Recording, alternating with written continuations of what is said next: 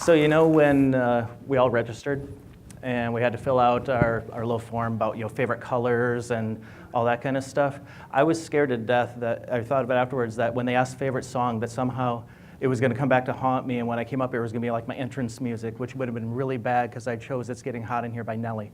And that would have been kind of embarrassing. But fortunately, that did not end up coming up. So, as Sean mentioned, I am Joel Ring. I am the Director of Analytics at Hub International.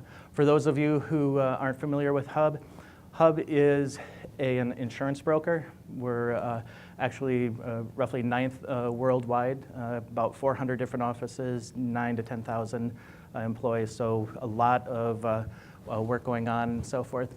The analytics group that I head up is really focused on all the digital channels, primarily around lead generation. So to a large extent, we're sending out forms, we're trying to get people to sign up and get meetings with sales folks and so forth. So that's really the role that we play. I've been in the digital marketing space for quite a while, about 15 years. Started back in 2000 with Best Buy, where I created the web analytics department and actually ran that for a number of years. At that time, we were focused very heavily on all of Best Buy's channels, and of course, e-commerce, and then going on to, what became omni-channel, but at that time was considered multi-channel marketing. I did that for a while and then decided to move over to the vendor side. So went to Website Story. Some of you may remember Website Story. At one time, they were one of the big web analytics groups. And so one of the big tools that was used. And I was part of the professional services group, and I would work with companies on helping them get the most out of the analytics, the measurement, and so forth that they were doing. This was amazing because it allowed me to work across a lot of different brands, different industries. Worked with everyone from Amazon to IKEA to Allstate. At that time also, you may remember, if any of you were around, there was a lot of consolidation of the tools. So Website Story eventually became Visual Sciences, which was eventually purchased by Omniture, which was eventually purchased by Adobe and became Adobe Analytics. I worked through all those transitions, which means by the end I had enough business cards I could wallpaper a room, but also got to work with a lot of great companies.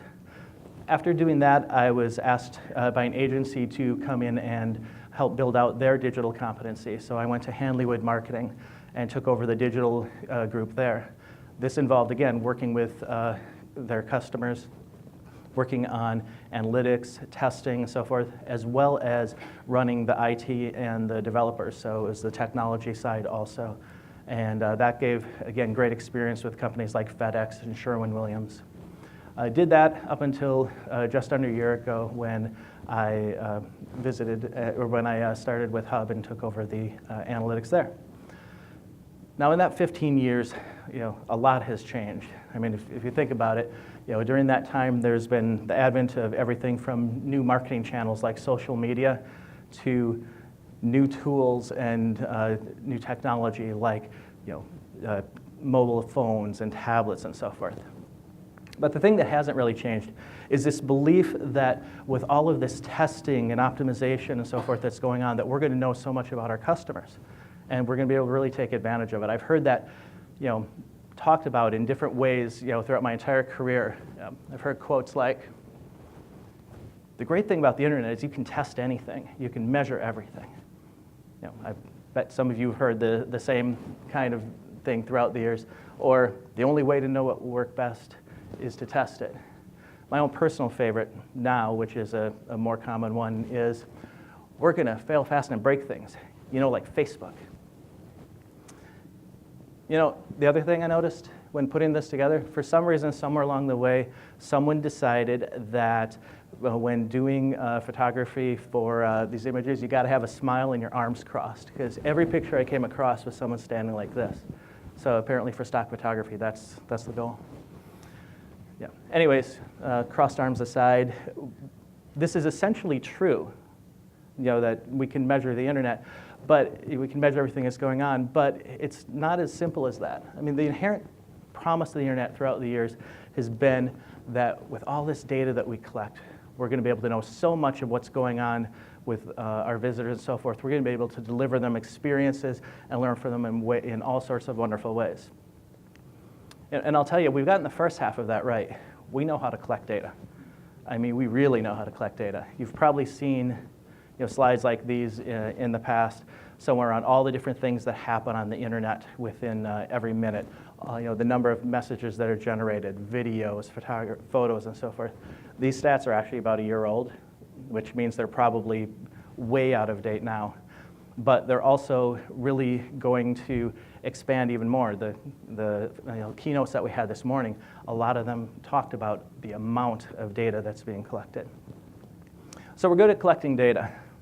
The problem is that's created a bit of a disconnect, because what we tend to find out is that companies have an inherent gap, a gulf that's created with the amount of data that's collected to their ability to understand it. There's this huge chasm that gets created in a lot of companies, and it's very difficult to bridge. There was one study that was done fairly recently where they asked companies about their ability to use data, and 2/3 of the businesses that responded said they're not able to extract value from their information. Now, when you think about all the data that's collected and you think about all the time and tools and effort that is spent in trying to understand that, that's a big miss if so many companies are feeling like they're not able to actually get benefit from that. So we can test, but are we really able to close the loop and put everything together? So that brings up this inherent question. If we have access to all this data, then how do we create an environment within our companies that allow us to really derive value from it? And that's what we're going to talk about today, is how do we set up the structure that really allows us to understand and really take advantage of the data that we're generating. Now, as we go through this, and we're talking a lot about a testing and learning organization and so forth, I think it's important that we start by really understanding, how do you define a test and learn organization? Well, I've got my own definition, and since I'm doing the presentation, I'm going to use that one. So this is my definition throughout the years. A test and learn organization is one that has implemented roles and procedures that allow us to create, execute, and evaluate tests, and very importantly, are you communicating those results out to drive change? Now, this may be my definition, but the words are very specifically chosen because they bring in what I consider to be the 4 most important components of an effective test and learn organization. And that is that you have roles. You have people who are assigned to do things. You have procedures. You have processes in place. You're communicating the information, and you're driving change, even if the boxes aren't hitting the words the right way. And this is very important because it really brings together the people, the processes, the communication, and the action. Those elements are what define an effective testing and learning program. I've seen a lot of companies throughout the years who do some of those very well, but the ones that I find to really be excellent in delivering testing and getting value from their testing are the ones who are hitting all 4 of those. Now, you'll notice that one thing I don't have up here is anything about technology. I mean, it doesn't matter whether you're using Optimizely, it doesn't matter if you're using Adobe Test or if you're using Google Experiments or any of the other ones. The technology itself is the tool, and you're going to need it, but having it doesn't define a great organization. I mean, if you think about it, having a test and learn tool or having a testing platform doesn't make you a great test and learn organization any more than having a guitar makes you Eric Clapton. It's really how you put it together. Eric Clapton references because we're at the Hard Rock, so I figured it was apropos. But I want to spend a second talking about one in particular, and that's communication. The reason is because of all of these throughout the years, I've seen communication being the one that people fall down on, companies fall down on the most. They're able to get a process in place, they may have people who are assigned to it, but effectively communicating the information out is a part where companies are challenged. And that's something you really have to keep an eye on because throughout the years, in my opinion, the key to great analysis is not in the math, it's in the communication. I mean, you can do the world's greatest multivariate test with a linear regression and all sorts of segmentation. But if you can't find a way to communicate out what you learned from it and what needs to be done, what actions need to take out, if you can't get your stakeholders to understand that, your value is really limited. So as we go through this process, you're going to see how we try to build communication into the process. And I believe, this is my own personal crusade, that when talking to analysts, communication cannot be stressed enough. Now, as we look through this, we're going to touch on all these, but I want to first start by talking about the roles. Now, I call these roles, and there are really 4 of them that you're going to need to have in place. You're going to need sponsors or sponsor. You're going to need ideators, executors, and analyzers. Keep in mind, these are not job descriptions, and these are not necessarily incremental positions that you need to ask for and so forth, but these are the types of activities people are going to need to be doing. So these are the roles you're going to have covered.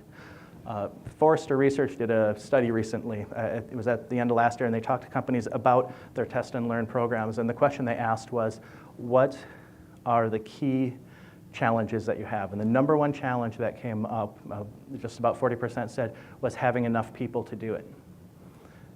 So when you're thinking about what it takes to run a testing organization, you're going to use a lot of internal resources, or even vendors and so forth, rather than needing a lot of incremental headcount. But however it's organized, these are the 4 roles you're going to need to make sure you have covered. Yeah.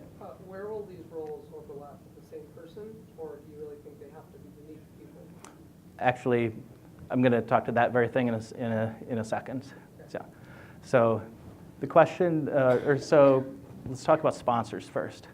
Sponsor is basically someone at a senior position who's going to be the evangelist for the testing that's going on. And this is important because you're going to want someone to get the word out. As you start testing, there's a PR effort that needs to happen. There is also a much more practical application, because as you start going through your testing, you're going to probably run into a budget issue at some point. So having someone senior who's a sponsor is going to be helpful there. But second, as you start testing, you're going to find yourself testing a pet project along the way. And it's going to be a pet project that everybody has a favorite, and everybody believes one thing. Well, sometimes your testing is going to prove that the part that everyone loves isn't necessarily the best. If you're going to try and drive action off of that, having someone a little more senior can be helpful in those situations. So there's a practical element to it also. Ideators. Ideators are the ones who really help come up with all the ideas, generate the ideas for testing. And this is a group of people. Usually your stakeholders are going to be involved here. The more you can bring the stakeholders into the idea generation for the testing, the better you're going to be, the more ideas you're going to come up with, and the more buy-in you're going to get. Executors are the people who are actually physically building the tests. This is going to be a cross-department effort, because depending on how you're organized and the tool you're using, you're probably going to need some creative resources. Keep in mind that every time you do a different test variation, it might mean some creative, might need some editorial resources, and you may need some IT help depending on the tool that you're using also. Either way, there's going to be a team that's helping execute. And finally, the analyzers. These are the folks who are tabulating all the results, and their main job is to help figure out, when do we declare a winner? When do we declare that this test, the test or the control version, ABC, whatever it may be, is the one that is the winning effort, and we could figure out our next steps from there. This is the combination that you'll have to put together. A couple things to consider here, and this goes to your question actually. Individuals can and will fall into multiple roles. In our situation now, our sponsor is also one of our ideators, helps come up with testing ideas. And one of my analysts is actually on the side of helping to build the test. We use a combination of an internal resource and then an agency. So when some of the tests are too complex, then we have an agency that we have a retainer with that helps build out those tests. It just gives us more bandwidth and helps us then learn more of how to do those going forward. You're going to include, as I mentioned before, people from multiple departments, especially stakeholders. You're going to want to make sure that they're included, and this increases a lot of the buy-in and the ideation. And a question I've gotten over the years is, how many people will it take to do this? And that depends a lot on your specific situation, but Forrester, in that study that I mentioned earlier, said that most groups are between 5 to 15 people. Now, I've seen a group be very successful with as few as one full-time employee, then working with some vendors. When I was at Best Buy, the group was much larger than that, but we were doing testing at a product category level, and so that increased the number of stakeholders that we had. Right now, we basically have about 7 to 8 people or so in there. So 5 to 15 feels about right as far as the number. So you have all of these people, and the question is, okay, how do we get started? So I want to talk through some of the things that I've seen over the years and that I've done over the years as far as how do we start launching into this testing organization. Let's start with talking about the initial buy-in. And this is something that I see less of now because a lot of companies just seem to believe and inherently know, yeah, we need to do testing, and so there's not that initial, tell me why I should be testing. The question will normally come out, why should I invest in another headcount or another tool? But this will come up from time to time. There was a company I was working with, and they wanted to get a testing platform. And the question came up, we need to know what the return on investment is going to be if we get this platform. So what we decided was to start by using the tools that we had in place already and using that to demonstrate value. I mean, if you think about it, a lot of tools, email allows you to test subject lines. Display advertising, a lot of those allow you to test creative, and paid search, for example, you can test landing pages and so forth. All of those things we used to start a testing process and basically start showing that, yes, we can make improvements in the activities that are happening on the site.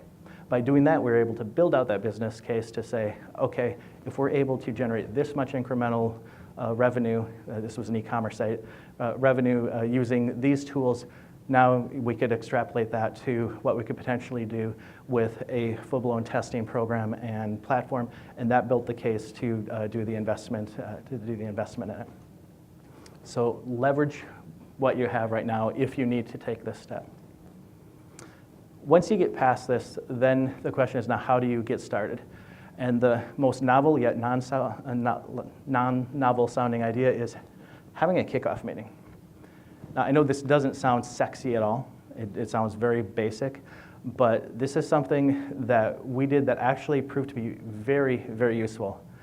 And it was a kickoff meeting with a purpose. It wasn't just a standard, hey, we're starting testing.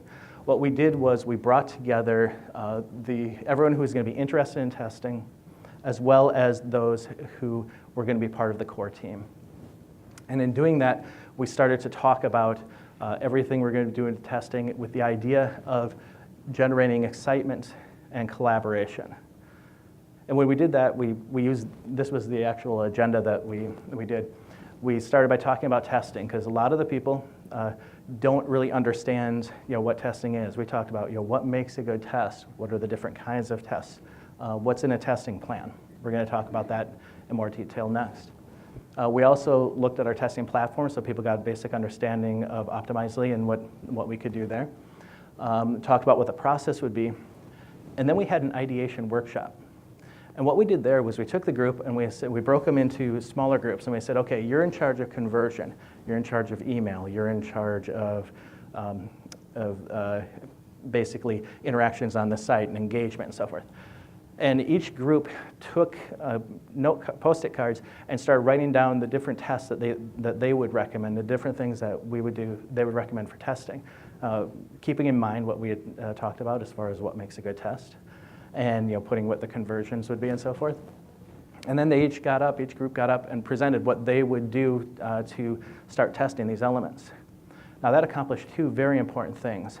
It generated excitement and got them involved in the process and in understanding what testing was like. But more importantly for us, it really helped us jumpstart our ideation around what tests we should do. So now all of a sudden, our stakeholders felt that they had a hand in helping flesh out our testing program, and as we started moving forward, they were fully invested in it. Like I said, nothing real magical about a kickoff meeting, but over the years, I've seen variations of these done with a lot of success that pays off down the line because everyone feels much more invested as they go along. So kickoff meeting, great way to introduce the process. in here I mentioned our testing plan. And that's a very important element, is you need to develop a testing plan. Your testing plan is really the place where you organize all your tests together. You keep track of what are the tests we're doing, what are the results, what's the status of all of them. It allows you to understand what have we tested already, what do we need to stagger and prioritize these tests. So what's in it? It's not a real complicated piece. You want to make sure that you have all your testing ideas listed. You want to make sure that you're keeping track of what are the conversions, what part of the site is being tested. That's an important one. It's something that we make sure we list for everything, the status is, when it starts, when it completes. And then it's grown as time gone on. We've also found that things such as the results, what are the results and the winners for each one, important to keep track of. Testing types, are we doing A, B, C, multivariate tests, and the test location. We use this to help aggregate pretty much all of our tests together, so not just the tests we're doing on the site, but we try to keep track of email tests that's happening, of display advertising tests that's happening. It gives us one spot where all of this can come together. And then for our team, for our core team, we keep it in a central location so that people can keep track of where it is and keep it, understand what's happening. Now, there's nothing pretty about a testing plan. It's just an Excel document. As you can see, it's Excel. It's got the different information on it. One thing that we found as time went on was that including the results, links to the results, allowed people to go and see where things were at, so we could easily find the results, as well as links to the different versions, because one of the questions that comes up most frequently is, what did you test? So the ability to actually go and say, oh, here was what A looked like, here's what would look like. It kept it all together. Nothing complicated, nothing pretty, but very, very important as you move through.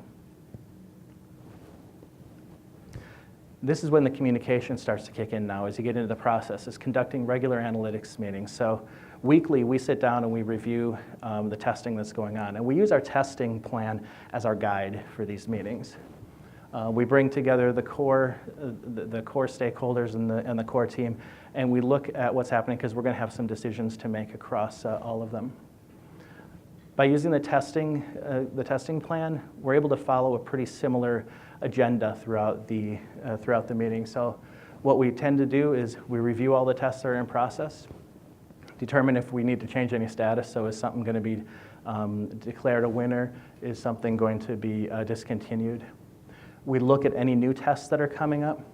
We discuss the results, make any changes there, and then we present deep dives. Now, deep dives are something that we came up with because in the conversation of looking at the results, oftentimes questions will come up. You'll look at the results, you'll say, hey, what about mobile devices? Or what happened here? And what we do is we document these in each meeting, analyze them during the week, and then in the subsequent meeting, we go over what we found. So it creates a constant flow of conversation and collaboration. And the questions that come out of it are really, really great. And it gets everyone invested in what we're finding. So it becomes not only testing and learning, but a really great way of understanding everything that's happening on the site. So this testing meeting has really become, for some of our stakeholders, they say it's their favorite meeting, and we don't even have to bring food or anything. So that's saying a lot. The key that comes out of it is we're able to generate new testing ideas. Because as we finish a test, it allows us to start talking about what's the next thing we should test. And all of a sudden, those ideas just percolate through the conversation, put them into the testing document, and we continue along. So it's a continuous process. Process then being the key word. Because the last thing that you need to make sure you do is standardize this process and embed it into business as usual. You don't want it to be a one-off. You don't want this to be something that just happens once in a while and then we forget about it. You need it to be a continuous process. So I'm going to walk you through what the process looks like for us. So once a test is approved, we add it to the test plan, and then we ask the question of, well, do we need new assets for this? If we don't, we go ahead and build the test. And this is done using either the internal or external resources, depending on how complicated a test it is. If we do need assets, then we reach out to the different creative groups to get the assets that we might need. And once we have those, we build out the test. We then review it, and this is basically the QA. So between us and the stakeholders, we QA it to make sure that, that it's doing what we'd like it to. And then we launch it. Now, after we launch it, we wait 7 days. We basically don't touch it.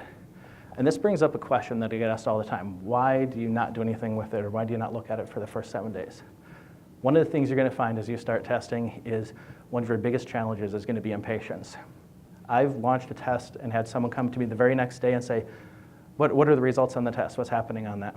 Now, many times you don't have enough data at that point to be significant or anything like that. But there have been some times where, yes, there's enough volume that statistically, yes, after 3 days, it says that the test group is winning. And people have said, great, pull the trigger, let's switch this out. But early results are notoriously volatile. And just because something is significant today, it can turn around to be not significant tomorrow. And I've seen that happen many, many times. Part of the reason is because if you think about it, visitor behavior fluctuates by the day of the week. So if you don't have a full every day of the week represented in your sample, you can be skewing your results as a result of that. So we try to build into that. We're not going to really look at it other than just checking to make sure the test is actually working. We're not really going to review the results with everyone for the first 7 days so that we get a chance to actually see what's happening. Build that into the process. After doing that, we then review the results. And what we're doing here is checking this to answer basically one question. Can we declare a winner? That's really the key thing. Do we declare a winner at this point? To be honest, most of the time you're not going to be able to, but there are some times where you will. You'll have a week's worth of information, and you'll say, okay, yep, we're ready to declare that the test or the control is the winner.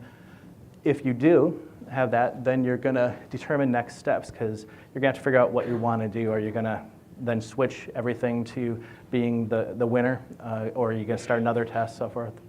So you determine the next steps, and then you update the test plan, and that's sort of the end of the process for that one. In the majority of cases, you're not going to have enough data for that, so you're going to let it run, and then you're going to go to the weekly review meeting. And so this is the meeting we were talking about previously, and you're going to review the test. And with each test, there's really, in that meeting, only 3 options that you have. The first option is you're going to declare a winner, and if you do that, you're going to do the same thing where you figure out what the next steps are and so forth. The second option, you're going to suspend the test. There's some times where you're going to say, you know what, this test has been running for a long time, there's no difference in the results, so we're going to just stop it completely. Or there may be another test that's starting, and you know the two will conflict, but the other one's more important, so you make the decision to stop. If you do that, you update your test plan, and then you finish it up. The third option is that you're going to let it keep running. Quite honestly, this is the option that happens the most frequently. If you're going to continue testing, then there's really only one more decision you have to make, and that is, okay, we're going to let it keep running, but are we going to let it run as is, or are we going to revise it for any reason? Maybe we want to tweak the creative or do something like that. If you're going to continue running as is, then you basically do that. You go back into the weekly review meeting, and you continue along. If you do decide to make revision to the test, then you're going to make the revision. You're going to update the test plan so that it reflects that you've changed the test, and then you're going to go back to reviewing the test and so forth. This, in essence, is sort of a beginning-to-end repeatable test plan that you can use for all your tests. And this is what we more or less do on a continuous basis with all the tests we've got running. Keep in mind that we're running multiple tests at the same time, so we're letting this process go through with each test that we do. Now, just want to talk real quickly about how this kind of comes together in a real-world situation. In a previous life, we were doing a website redesign. And we decided that, or it had been decided, that we really wanted people to understand the brand better. We wanted to understand the story. We wanted to go more of a storytelling approach for the website. So it was decided we're going to go with a long scroll for the page. You've probably seen a lot of these now. They're very Apple-esque, lots of white space and long pages. And our previous was a very compact, what we called a short scroll. And that was basically a couple of rotating headlines, and it was a big navigational element, for lack of a better word. So we said, well, let's test these. Let's give 50% to each version and see what people think of the new design. So we did that, and we came out and looked at the results, and the long scroll, the new version, just tanked. I mean, it wasn't even close. Every metric we picked, it was doing worse than the short scroll. I mean, I think the only thing that actually went up was the bounce rate, but of course you want that to be low anyway, so that wasn't good. But everyone knew that that couldn't be right because they loved the look of the new page. So life lesson number one, when you're reporting results that support what people already believe, you're going to be a hero. As soon as you start saying that what they believe isn't accurate or isn't what's really happening, there's going to be a problem with the methodology. That's what you find. So there was pushback on, well, no, this page must not really be doing what we think, so let's take away some content, make it a little bit shorter, but still have the long scroll. So then it became a mid scroll. So we had a long scroll, a mid scroll, and a short scroll. And literally for the ABC test, that's the way they were labeled. So we tested that, and as you would expect, the long scroll was still the worst. The mid scroll was a little bit better, and the short scroll was working the best. So in the testing meeting, we said, well, let's do a deep dive into how people are navigating off those pages, what we're actually seeing, and let's use some surveying to try and figure out what's going on and why some of this may be happening. What we discovered was that when people came to the page, our visitors were very task-oriented. And they knew what they wanted to do, and they knew what they cared about. And what they didn't care about was our story. They wanted to get this section of the site, they wanted to get that section of the site. So while we thought it was really giving them a lot of great information to scroll down, they just looked at it as, all I want to do is go here, and now you took away this menu, and now I have to scroll down and find the link to click on to get there, and they just looked at it as a bother. And when we started to explain that, when we started to transition from the what to the why and use that testing meeting to do a deep dive and look at why was this happening, people understood. They said, okay, and we made the decision to stick with a rebranded short scroll. Final note on that, we found that actually the long scroll did work on the internal pages, and that when people got deeper into the site, they did want to know the story, they did want to know what was going on, and the long scrolls actually performed better there. So the testing allowed us to get there. So last two things that I just want to mention that you're going to come across as you go through your testing. First, take my advice, if possible, start slow. And what I mean by that is start with some very basic tests. When we started testing, I think our first test was to change the color of a button. And that wasn't because we expected there were going to be any great results from changing the color of the button. What that had to do with more than anything was we wanted to get our process in place. So start slow, start with these basic tests, and establish your process and grow into the more complex ones. The last thing, you're going to see a lot of results where there's no difference between your test and control. There was one study that said that only 1 out of 8 tests that are done are actually reach statistical significance. I tend to find, my experience is closer to about half or so, but you're going to find a lot that you don't see differences. What you'll learn over time is you want to make sure that you're testing things that are truly different.